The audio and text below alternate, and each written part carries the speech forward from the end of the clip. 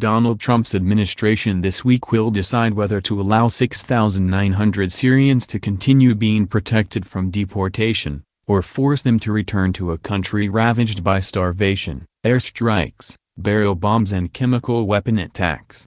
Facing disaster, children starve in siege of Syria's former breadbasket. Read more. These Syrians have temporary protected status, TPS, which allows people to stay and work in the U.S. because of dangerous conditions in their home country. The U.S. government warned this month that no place in Syria is safe from violence, but humanitarian groups are concerned the administration's anti-immigrant policies, specifically towards people from Muslim-majority countries, suggest it will not renew TPS. 3 days before the 30th of January deadline to decide, the lives of people like Michael Shaker, a 25-year-old who fled Aleppo in October 2014, hang in the balance.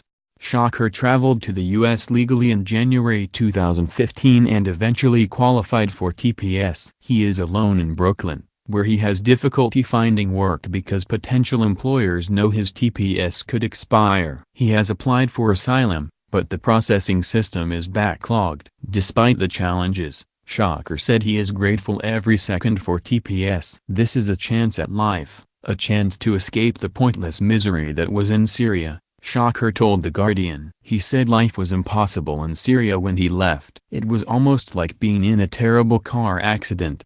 But all the time, Shaker said, you get out of your house not knowing if you're coming back. Bombs, mortar shells, no electricity, no running water, just a brutal situation to live in. Last week, the Secretary of State Rex Tillerson warned that Bashar al-Assad's regime continues to attack Syrians. The catastrophic state of affairs is directly related to the continued lack of security and legitimate governance in Syria itself, Tillerson said.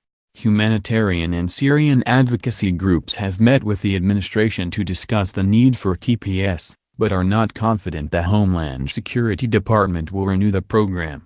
The Trump administration has already canceled TPS for 4 other countries in the past 4 months. We know, White House aide, Stephen Miller is hell-bent on getting rid of as many non-European immigrants from our country as possible. So we are very worried, said Wael Al-Ziyat, CEO of Emerge USA, a national non-profit organization that seeks to increase the political participation of Muslim, Arab, and South Asian Americans. Al-Ziyat, who worked on the Obama administration's Syria file during his 10 years at the U.S. State Department, said the renewal of TPS is a life-or-death situation. Our own intelligence and diplomatic assessment is that they would be under immediate threat if they return, therefore they should be able to stay longer, he said. Advertisement. Al-Ziyat said many in the State Department are pushing for renewal, but ultimately the decision is in the hands of the Homeland Security Department and White House. It would be a huge slap in the face of Tillerson and an indictment of how weak the State Department has become if these people are returned, he said. Advocates favor a redesignation of TPS for Syrians, which would allow an additional 2,000 people to be protected by it. If it is only renewed, the protection will continue to apply exclusively to those who already qualified for TPS. If it is terminated, the protection will end in March. I don't see how the president has any humane choice but to extend it, Sander Levine, a Democratic representative from Michigan, told The Guardian. Levine's state has the second highest Syrian refugee population in the U.S. They left because of the horrendous conditions and there is no indication they would return to different conditions, Levine said. There is still a lot of bombing going on. All of these people were vetted carefully. More than 500,000 Syrians have been killed since the war broke out in 2011. At least 5.5 million Syrians have been forced to flee the country, and at least 6.1 million Syrians have been internally displaced. Aid groups including Human Rights Watch, HRW, have warned terminating the program could encourage other countries to cancel protections for Syrians. With mounting pressure on Syrian refugees in Lebanon, Jordan, and Turkey to return, terminating the protection in the United States would send a dangerous signal that could affect far larger numbers of Syrians, said HRW's Washington director, Sarah Margon. Syria's regime has also said people who have left the country are members of the opposition or sympathetic to the opposition.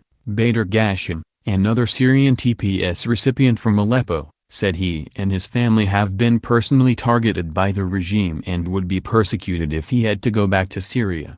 I don't know how it's going to look when I go back, Ghashem said. My house has been taken. My factory has been taken. He left Syria for the U.S. in February 2012 as a visitor, with no intention to stay. TPS went into effect the next month and has kept him safe ever since. The 36-year-old applied for asylum 3 years ago, but was denied. Without TPS, the Houston resident doesn't know what he would do. Ghashem said, for the time being, I have no place to go to.